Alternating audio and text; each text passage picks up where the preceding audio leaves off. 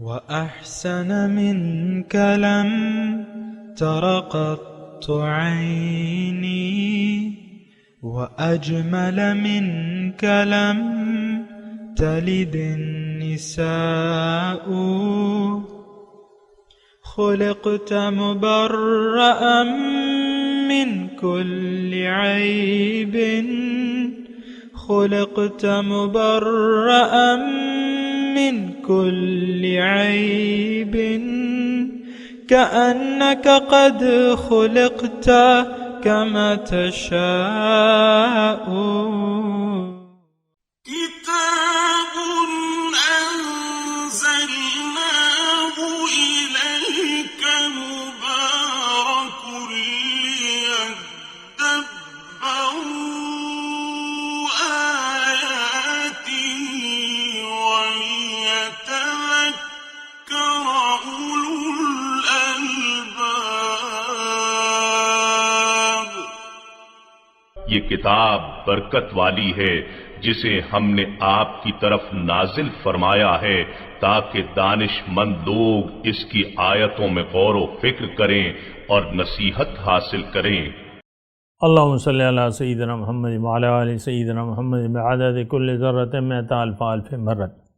سامعین و ناظرین کرام، السلام علیکم ورحمۃ اللہ وبرکاتہ۔ سامعین کرام، سورہ الحدید آیت نمبر 28 اور 29، حصہ دوم۔ آج کا موضوع، کیا ہم نے اپنے آپ کو اللہ کے فضل کا مستحق بنا لیا ہے؟ اس کے ساتھ آج کے سبق کا آغاز کرتے ہیں۔ سب سے پہلے گزشتہ سبق کا اعادہ ہوگا۔ یا ایھا الذین آمنوا اتقوا اللہ وآمنوا برسولہ یؤتکم کفلین من رحمته ویجعل لکم نورا تمشون به ویغفر لکم واللہ غفور رحیم۔ اے ایمان والو، اللہ کا تقوی اختیار کرو اور اس کے رسول مکرم صلی اللہ علیہ وآلہ وسلم پر ایمان لے آؤ، وہ تمہیں اپنی رحمت کے 2 حصے عطا فرمائے گا اور تمہارے لیے نور پیدا فرما دے گا جس میں تم دنیا اور آخرت میں چلا کرو گے، اور تمہاری مغفرت فرما دے گا، اور اللہ بہت بخشنے والا، بہت رحم فرمانے والا ہے۔ لئلا يعلم أهل الكتاب ألا يقدرون على شيء من فضل الله وأن الفضل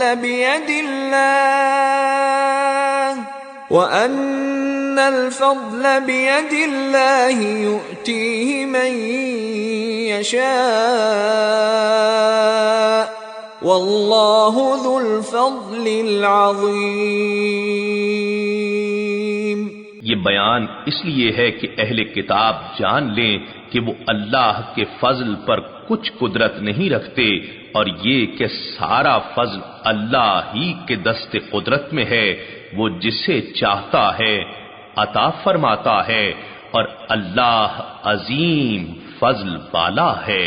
سامعین کرام، سورہ الحدید آیت نمبر 28، لفظی ترجمہ، یا ایھا الذین آمنوا اتقوا اللہ، اے ایمان والو اللہ کا تقوی اختیار کر لو، یعنی اللہ تعالیٰ کی نافرمانی سے بچو، اللہ تعالیٰ کے عذاب سے ڈرو، وآمنوا برسولہ، اور اس کے رسول پر پورا یقین کر لو، ایمان لے آؤ۔ یؤتکم کفلین من رحمتہ، تمہیں دوہرا اجر دے گا اللہ تعالیٰ، یعنی 2 حصے اپنی رحمت کے دے گا، ویجعل لکم نور، اور تمہارے لیے ایک نور مقرر کر دے گا، تمشون بہ، جس کی روشنی میں تم چلو گے، ویغفر لکم، اور تمہیں بخش دے گا، واللہ غفور الرحیم، اور اللہ تعالیٰ بخشنے والا مہربان ہے۔ سامعین کرام، بہت اہم آیت ہے اور تقریباً سارے مضمون کو سمیٹ دیا گیا ہے اس آیت میں کہ ایمان اور تقوی کا مطالبہ ہے۔ دیکھیں، اس جو آیت ہم پڑھ رہے ہیں اس میں دو چیزوں کا مطالبہ ہے، تقوی اور ایمان بالرسول، پھر تین چیزوں کا وعدہ ہے کہ دوہرا اجر، رحمت، اپنی رحمت سے ڈبل حصہ اللہ تعالیٰ دے گا ایسے لوگوں کو جو کیا کریں گے، تقوی اختیار کر لیں گے اور اللہ کے رسول پر ایمان لے آئیں گے۔ تو ڈبل حصہ، کفلین، دو حصے اپنی رحمت کے، وَيَجْعَلْ لَكُمْ نور، اور دوسری بات اللہ تعالیٰ نور مقرر کر دے گا تمہارے لیے، یعنی ایسے لوگوں کے لیے جو تقوی اختیار کریں اللہ کا اور اللہ کے رسول پر ایمان لے آئیں، اس کے لیے اللہ تعالیٰ جو ہے ایک نور ان کے مقرر کر دے گا۔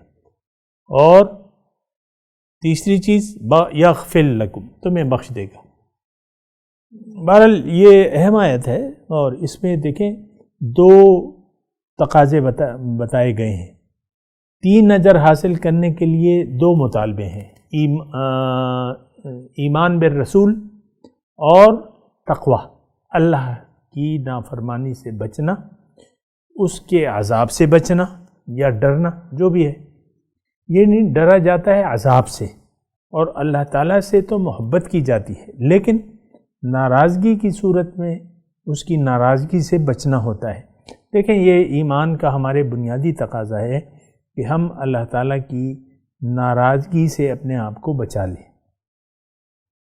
دیکھیں عام سادہ سی بات ہے کہ اگر ہم اللہ تعالیٰ کی ناراضگی سے اپنے آپ کو بچا لیں گے تو اس کا کیا مطلب ہوگا؟ الٹرنیٹ اس کا مطلب یہ ہے کہ اللہ تعالیٰ ہم سے راضی ہو جائے گا۔ آمنوا برسولہ، ایمان لے آؤ اس کے رسول پر، یؤتکم، اچھا تو یہ ایک تو تقوی کا مطالبہ ہے سامعین کرام، جو یعنی جس سے ہم آج یعنی جو بھی ہم ہیں تو اس سے ہم بے نیاز دکھائی دیتے ہیں۔ اللہ کا تقوی اختیار کر لینا، لباس تقوی پہن لینا، یہ ہمارے لیے بہت مشکل کام ہے۔ دوسرے اس کی کوئی خاص ضرورت بھی ہم محسوس نہیں کرتے۔ یہ دونوں چیزیں جو ہیں، دیکھیں ایمان بالرسول بھی عملی طور پہ ہمارا نہیں ہے۔ دیکھیں ایمان کا مطلب کیا ہوتا ہے؟ یقین، اور رسول کی ذات تو ایک نمونہ ہے، وَيَكُونَ الرَّسُولُ عَلَيْكُمْ شَهِيدًا۔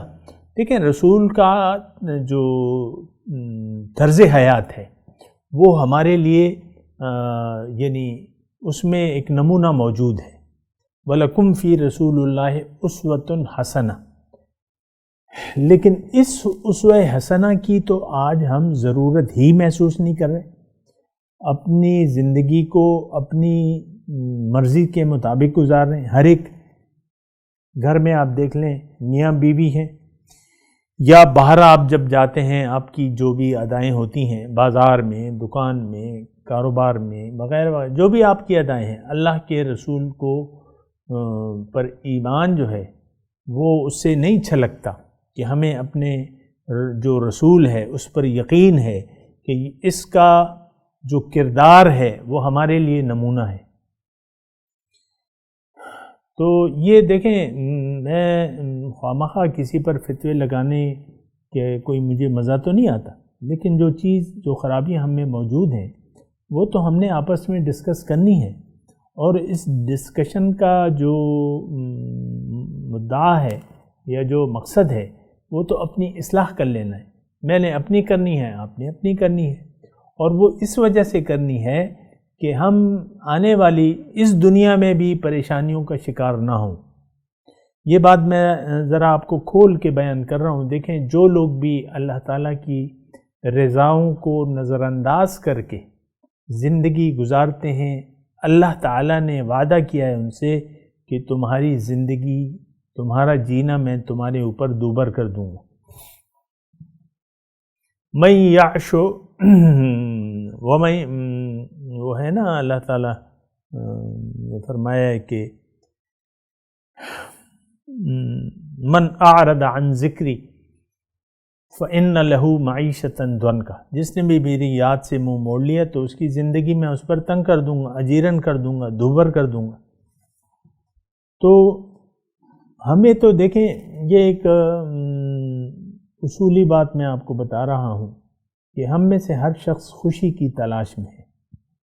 انسان خوشی چاہتا ہے، خوشی سے جینا چاہتا ہے، اور چاہتا ہے کہ اس کی زندگی میں کوئی پریشانی نہ ہو، کوئی ٹینشن نہ ہو. تو ٹینشن تو رہے گی آپ کو. اگر آپ نے اللہ کی یاد سے منہ موڑ لیا تو ہمیشہ آپ ایک ٹینشن کا شکار ہوں گے. اس کے بارے میں نے آپ کو گفتگو کی بھی ہے. اور دیکھیں روحانی تقاضے اور جسمانی تقاضے. روحانی تقاضے تو ہمارے سامنے ہیں. ہمارے بھوک لگتی ہے تو کھانا کھا لیتے ہیں، پیاس لگتی ہے تو پانی پی لیتے ہیں. کبھی آپ کو چائے کی طلب ہو رہی ہے، کبھی کھانے کی طلب ہو رہی ہے، کبھی گرم لباس کی، کبھی ٹھنڈے لباس کی. یہ ساری آپ کے جو دنیاوی تقاضے ہیں، یعنی ایک تقاضا تھوڑی ہے، یہ سارے تقاضے جو ہیں آپ پورا کرنے میں. مثال کے طور پہ آپ کا بچہ ہوتا ہے تو 4 سال کی عمر میں پہنچتا ہے تو آپ کا اس کا ایک تقاضا کہ اس کو تعلیم دینی ہے، اس کو اسکول میں ڈالنا ہے. اس کے لیے آپ اچھے سے اچھے اسکول کا ہر والد چاہتا ہے کہ اچھی اس کی تعلیم ہو تاکہ یہ اچھی ڈگری حاصل کرے، اچھے نمبر، اچھا گریڈ. تو ہر والد ایسا چاہتا ہے کہ میرے بچے جو ہیں پڑھ لکھ جائیں، اونچے عہدوں پہ پہنچ جائیں. تو یہ تقاضے ظاہری اور جسمانی تقاضے، مادی تقاضے تو ہمارے سامنے آتے رہتے ہیں، لیکن جو روحانی تقاضے ہیں اس سے ہم غافل ہیں. اس کی وجہ کیا ہے کہ ایک تو ہم روح کو محسوس نہیں کر پا رہے، اپنے آپ کو محسوس نہیں کر پا رہے، اور اپنے ظاہر کا ایک دھوکہ لگ گیا ہے، اور ہم سوچ و بچار سے بھی کام نہیں لے رہے کہ ہمارا اصل منزل کیا ہے، مقصود کیا ہے، کیوں آئے ہیں. تو یہ ساری چیزیں جو ہیں، یعنی قرآن ہمارے لیے بے سود ہو جاتا ہے اس وقت جب کہ ہم اپنی حقیقت کو بھول کے زندگی گزارتے ہیں، یا اپنے آپ کو بھلا کے اگر ہم زندگی گزارنا شروع کر دیتے ہیں نا، پھر نہ قرآن کی ضرورت رہتی ہے. یہ الفاظ ذرا نوٹ کر لیں آپ.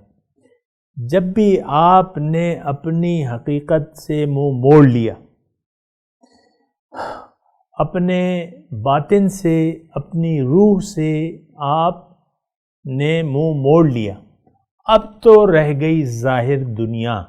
اب ساری جو یہ دنیا داری ہے، اس میں جو بھی آپ کے نتائج ہوں گے وہ تو ہوں گے، لیکن ایک اثر اس کا یہ ہوگا کہ آپ کی زندگی جو ہے وہ پریشان حال گزرے گی. یہ اردو الفاظ میں یہ ٹینشن وغیرہ جو وہ تو انگلش کے الفاظ ہیں نا، یعنی آپ مسلسل ایک پریشانی اور ایک گنا بے اطمینانی کا شکار رہیں گے، کیونکہ روح تو آپ کی بھوکی ہے. اس کو تو ایک نظریے کی ضرورت ہے، اس کو ایک صحیح عقیدے کی ضرورت ہے، اس کو ایک راستے کی ضرورت ہے. نہ آپ روحانی تقاضوں کو سمجھنے کی کوشش کر رہے ہیں، نہ ان کو پورا کرنے کی کوشش کر رہے ہیں. اب دیکھیں قرآن اور سنت رسول، یہ ہماری روحانی تقاضوں کی یعنی یہ تقاضا ہے کہ ہم قرآن کی طرف متوجہ ہو جائیں، قرآن کی ہدایت کے مطابق اپنی زندگی کو سنوار لیں، اور پھر حضور صلی اللہ علیہ وسلم کے اسوہ حسنہ کو فالو کریں. اگر ایسا ہوگا، میں جو بات کہنے جا رہا ہوں نا وہ یہ ذرا اہم ہے، اس کا جو پہلا اثر ہوگا وہ یہ ہے کہ آپ کی زندگی میں اطمینان آ جائے گا، کیونکہ اب اللہ تعالیٰ کی یاد کی طرف آپ متوجہ ہو گئے. اور جب اللہ کی یاد کی طرف آپ متوجہ ہو گئے تو آپ کے دل کو سکون اور قرار میسر ہوگا. یہ میں نہیں کہہ رہا، قرآن میں لکھا ہے الذین آمنوا وتطمئن قلوبہم بذکر اللہ الا بذکر اللہ تطمئن القلوب. جو مومن ہیں ان کے دل اللہ کی یاد سے آباد ہیں. اور یاد رکھو، الا خبردار، اللہ کی یاد سے ہی دلوں کو چین پہنچتا ہے. تو دیکھیں یہ میں جو کام کی باتیں ہیں، جو آپ کے فائدے کی باتیں ہیں، میں ضرور اس کو ذرا تفصیل سے بیان کرتا ہوں. خوشی اور راحت دائمی اگر آپ چاہتے ہیں تو اپنے دل کو اللہ کی یاد سے آباد کر لیں. اس کا تفصیل کیا ہے؟ اس کی تفصیل یہ ہے کہ اپنی حقیقت کو نہ بھولیں، اپنے دنیا میں یا اس جسم میں آنے کے مقصد کو یا دنیا میں رہنے کے مقصد کو معلوم کریں، اس مقصد کی طرف متوجہ ہو جائیں، اللہ کی طرف رجوع کر لیں اور اپنا رخ پھیر لیں اللہ کی طرف۔ اس وقت تو ہمارا رخ پھرا ہوا ہے ظاہر دنیا کی طرف، نہیں، اللہ کی طرف اپنا رخ پھیر لیں، اللہ کو منزل بنا لیں، لباس تقوی پہن لیں، زندگی رسول کے طریقے کے مطابق گزاریں، اللہ کی خوشنودی کے لیے سرگرداں رہیں۔ اب ہوگا کیا؟ اللہ تعالیٰ اپنی رحمت کے 2 حصے آپ کو عنایت فرمائے گا۔ یہ اگرچہ آپ کو یہ ساری جو چیزیں ہیں، یہ نور ہے، یہ رحمت کے حصے ہیں، اللہ کی بخشش ہے، یہ آپ کو نظر تو نہیں آئیں گی کیونکہ آپ کی اس طرف دسترس ہی نہیں ہے، اتنا آپ کا یعنی جامع نہیں ہے کہ وہ آپ کی سمجھ میں آ جائے، اتنی سمجھ نہیں ہے کہ آپ اس کو محسوس کریں۔ لیکن چونکہ قرآن میں لکھا ہوا ہے اور قرآن اللہ کی کتاب ہے، اللہ تعالیٰ سے زیادہ سچی بات کسی کی نہیں ہو سکتی، تو یقین کر لیں کہ اللہ کی رحمت کے 2 حصے آپ کے لیے اللہ تعالیٰ مقرر کر دے گا۔ یؤتکم کفلین من رحمت،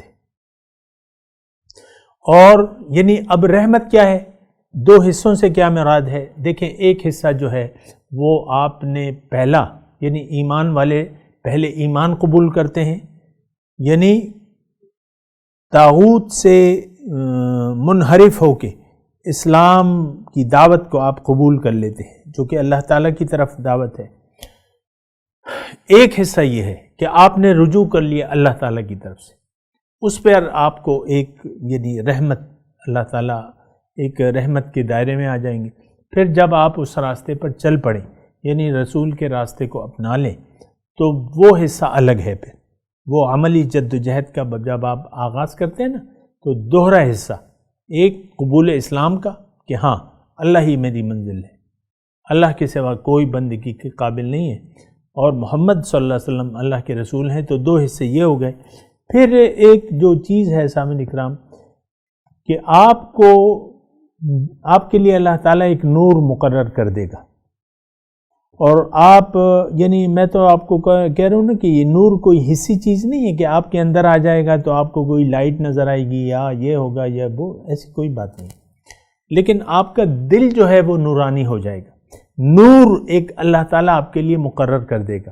دوسری جگہ یعنی اس کی وضاحت کافی جگہ ہے، یہی نور جو ہے آپ کے پاس دنیا میں بھی رہے گا، یہ نور جب پردے ہٹ جائیں گے یوم حشر کے دن، یہ نور پھر نظر آنے لگے گا۔ یسعی نورہم بین ایدیہم و بایمانہم، اسی صورت میں جو کہ ان کا نور جو ہے، پردے جب ہٹ جاتے ہیں، یہاں تو پردے ہیں نا ظاہر کے، وہاں پردے جب ہٹ جائیں گے تو وہ نور جو ہے آپ کو نظر آئے گا۔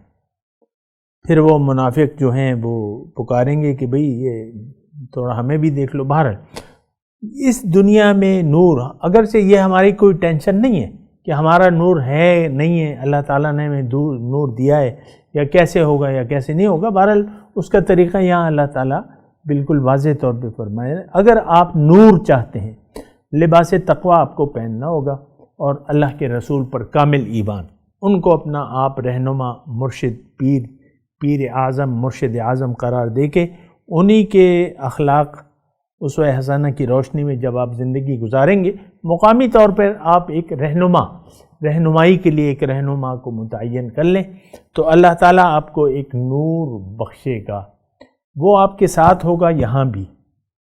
ابھی میں زیادہ تفصیل نہیں کرتا، یہ پھر نورانی باتیں ہیں، یہ عام سمجھ سے تھوڑی سی بالاتر ہوتی ہیں، بہت زیادہ تفصیل ہوتی ہے، لیکن یہ ہے جو طالبان مولا ہیں تو پھر خود بخود یہ نعمتیں ان کو ملتی ہیں۔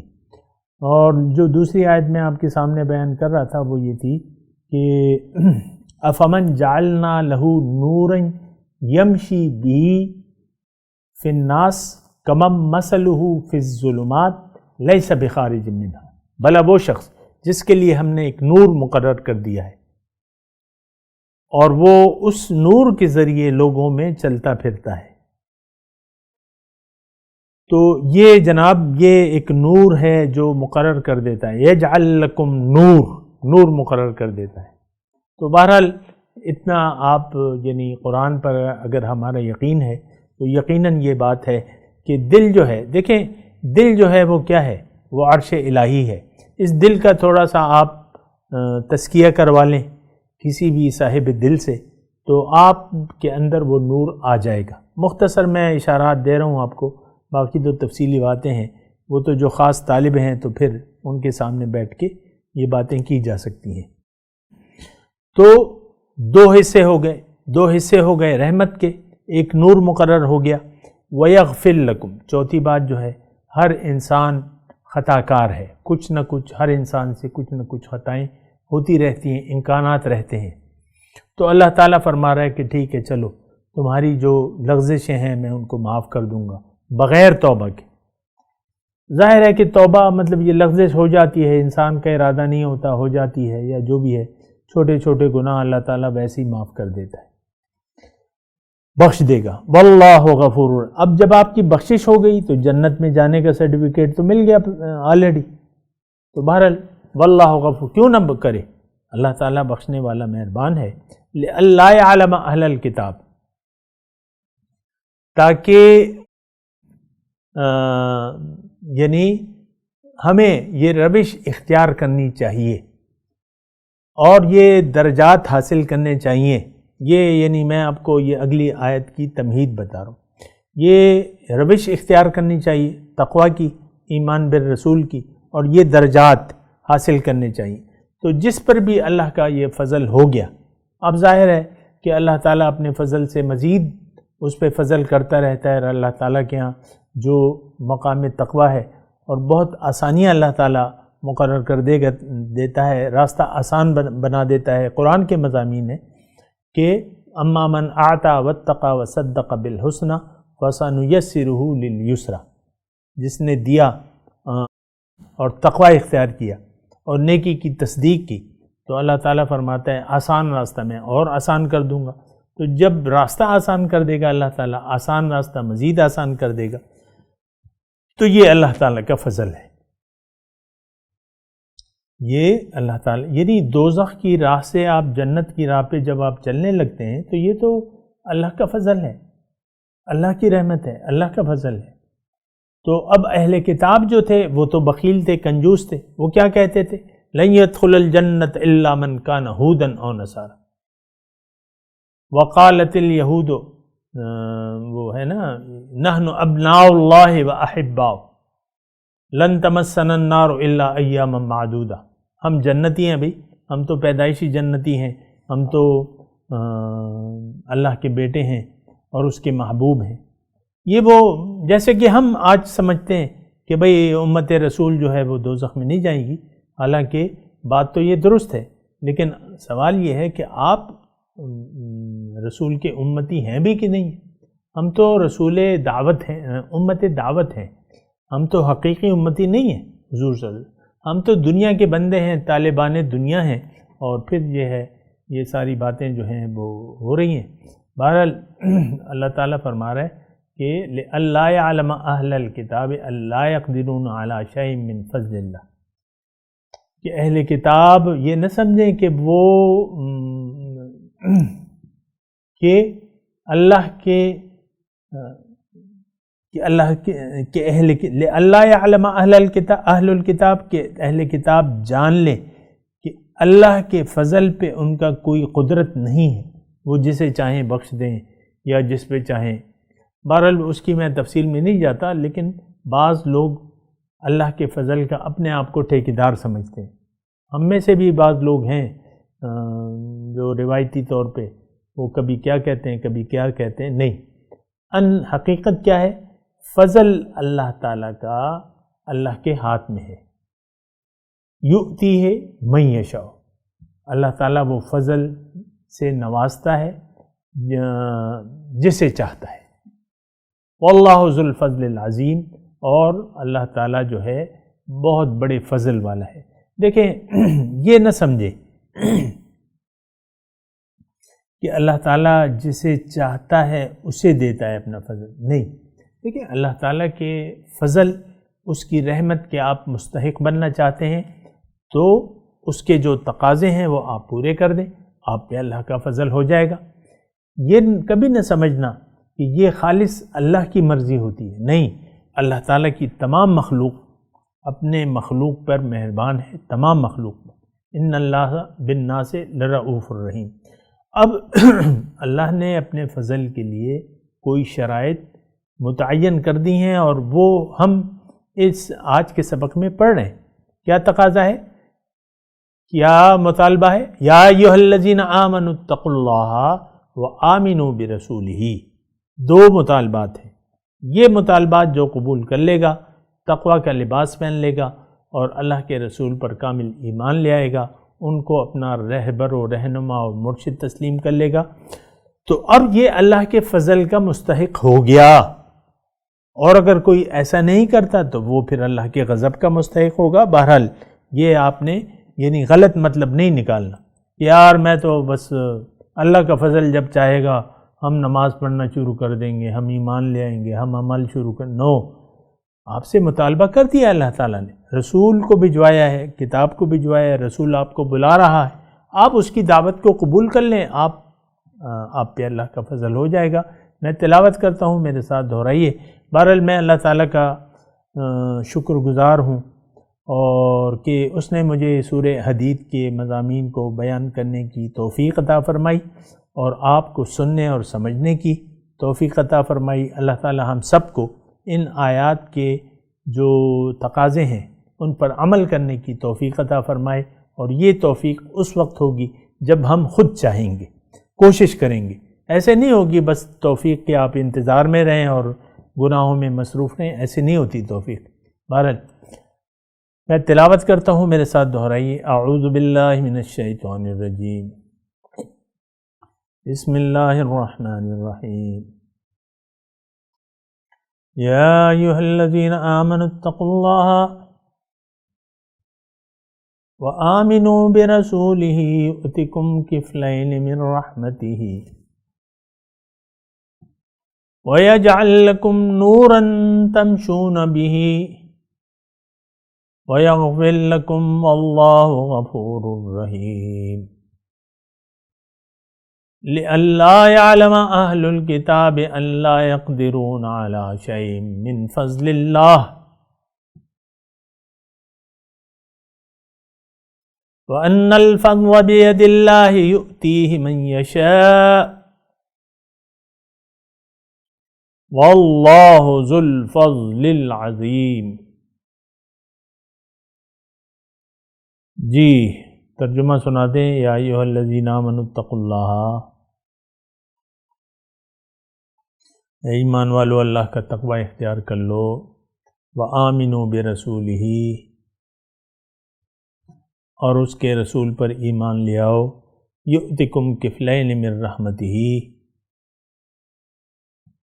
اللہ تعالیٰ تمہیں اپنی رحمت کا دوہرا حصہ عطا فرمائے گا، وَيَجْعَلْ لَكُمْ نُورًا، اور تمہارے لیے ایک نور مقرر کر دے گا، تمشون بہ، جس کے ذریعے تم چلو گے، وَيَغْفِرْ لَكُمْ، اللہ تعالیٰ تمہارے گناہوں کو معاف کر دے گا، اللہ غفور الرحیم، اللہ تعالیٰ بخشنے والا مہربان ہے۔ لِأَلَّا يَعْلَمَ أَهْلُ الْكِتَابِ، تاکہ جان لیں اہل کتاب، اللہ يَقْدِرُونَ عَلَى شَيْءٍ مِّن فَضْلِ اللہ، کہ وہ اللہ کے فضل کو کسی کو دینے پر قادر نہیں ہے کچھ بھی۔ وَأَنَّ الْفَضْلَ بِيَدِ اللَّهِ، اور بے شک فضل جو ہے وہ اللہ کے ہاتھ میں ہے، یؤتیہ من یشاء، دیتا ہے جسے چاہتا ہے، واللہ ذو الفضل العظیم، اور اللہ تعالیٰ بڑے فضل والا ہے۔ اب ان آیت کی تلاوت اور ترجمہ۔ يا